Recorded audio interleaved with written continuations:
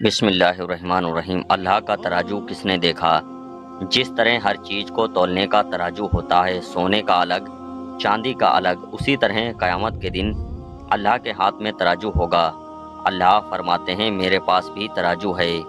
اللہ ایک ایک بندہ بندی کو بلائے گا۔ اللہ کہتے ہیں میری قسم کسی پر ظلم نہیں کروں گا، ہر نیکی ہر برائی کو تولوں گا، چاہے وہ رائی کے دانے کے برابر لکھی ہوگی۔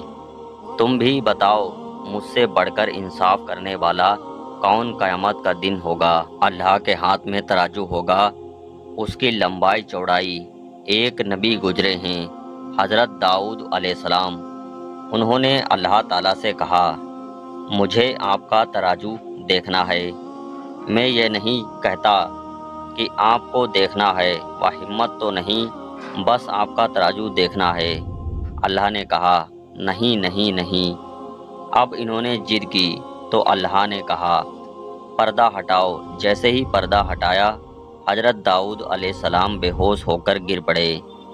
جب ہوش آیا تو کسی نے پوچھا تو کہا اتنا بڑا تراجو جس کے ایک پلڑے کی چوڑائی ساتوں زمین اور ساتوں آسمان سے بھی زیادہ لگتی تھی۔ اب ہمارے آقا حضرت محمد صلی اللہ علیہ وسلم نے صحابہ سے پوچھا اتنا بڑا تراجو جس کی لمبائی چوڑائی ساتوں آسمان اور زمین سے زیادہ ہوگی، ہماری عمر تو 60 سے 70 سال، جس میں کتنی نماز کتنے روزے رکھیں گے، کتنا صدقہ، اتنا بڑا پلہ کب جا کر بھرے گا؟ جس کا پلہ بھرا وہ جنتی ہے ورنہ جہنمی ہے۔ اللہ حفاظت فرمائے۔ سبحان اللہ۔ ہمارے نبی نے فرمایا اللہ اس کا پلہ بھاری کر دیں گے جس کے اخلاق اچھے ہوں گے۔ جو بندہ بندی اپنے اخلاق اچھے بتائے گا، اللہ اس کا پلہ بھاری کر دے گا۔ اب اچھے اخلاق کہتے کس کو ہیں؟ محبت چاہے کوئی گالی دے یا تمہارا حق مارا ہو، 2 رکعت نماز پڑھ کر کہوں اللہ میں نے اس کو معاف کر دیا، تو بھی معاف کر دے۔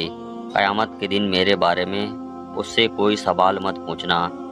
امام سبل رحمۃ اللہ علیہ کو کسی نے گالی دی تو حضرت نے 2 رکعت نماز پڑھ کر کہا اللہ میں نے معاف کر دیا، اس کو تو بھی معاف کر دے۔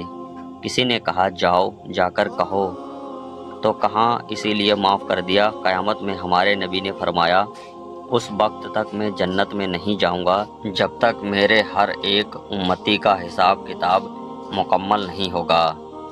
اب میں اس کو معاف نہیں کروں گا، تب تک حساب کتنا چلے گا؟ میرے نبی کو قیامت میں انتظار کرنا پڑے گا اور وہ مجھے گوارا نہیں۔ ایسے ہی سچے واقعات کے لیے ہمارے چینل کو سبسکرائب کریں۔